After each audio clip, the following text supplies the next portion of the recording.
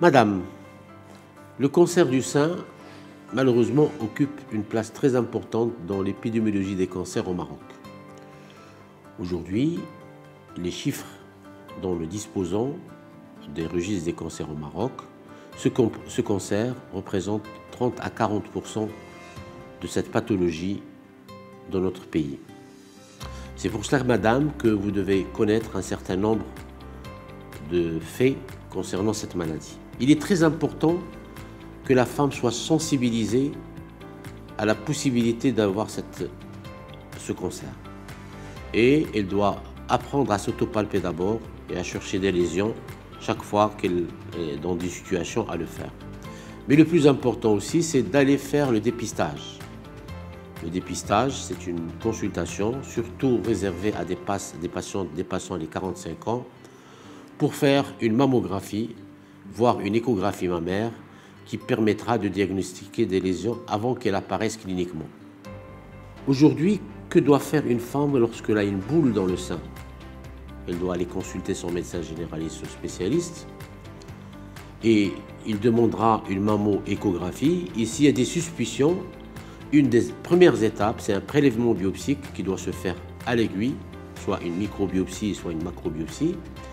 Et ce prélèvement va nous confirmer ou infirmer le diagnostic et surtout nous donner ce qu'on appelle une classification moléculaire qui permet de différencier entre les cancers agressifs et les cancers non agressifs qui ne nécessitent pas le même traitement. Après cette étape, on est tenu à voir où se trouve ce cancer, parce que le cancer, la caractéristique qu'il a, c'est qu'il peut migrer ailleurs.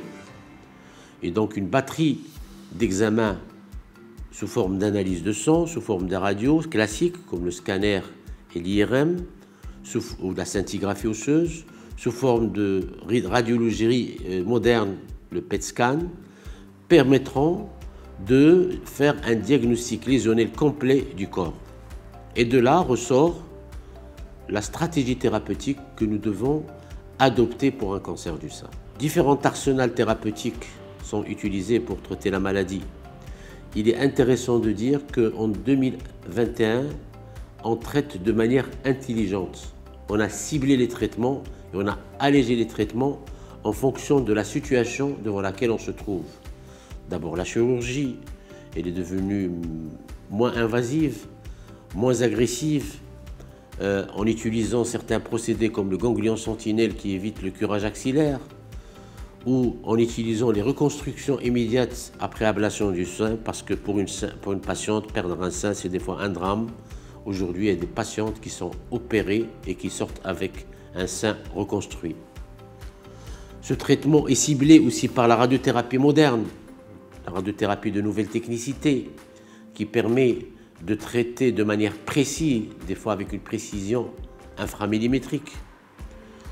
On a aussi utilisé des thérapeutiques par chimiothérapie ciblée qui suivent le comportement moléculaire de la tumeur, c'est ce qu'on appelle les thérapies ciblées, qui permettent d'aller directement au niveau de la cellule cancéreuse et d'anéantir et d'arrêter sa progression. On utilise aussi l'hormonothérapie moderne qui permet de bloquer les processus hormonaux chez la femme pour bloquer un peu la stimulation de la maladie. Aujourd'hui, le challenge, ce n'est pas de guérir un cancer du sein parce qu'avec l'amélioration des moyens diagnostiques et l'éveil de la patiente marocaine, on arrive à traiter 7 cas sur 10. Et le défi, c'est d'aller réintégrer cette patiente dans le milieu socio-économique marocain. Nous avons traité plus que 40 000 cancers du sein depuis qu'on existe dans l'offre de soins au Maroc. Aujourd'hui, une patiente, quand elle termine son traitement, devrait réintégrer son activité professionnelle, devrait réintégrer sa famille, devrait s'occuper de son esthétique, devrait avoir un encadrement psychologique et devrait être une femme qui va jouer un rôle très important dans le paysage socio-économique de notre pays.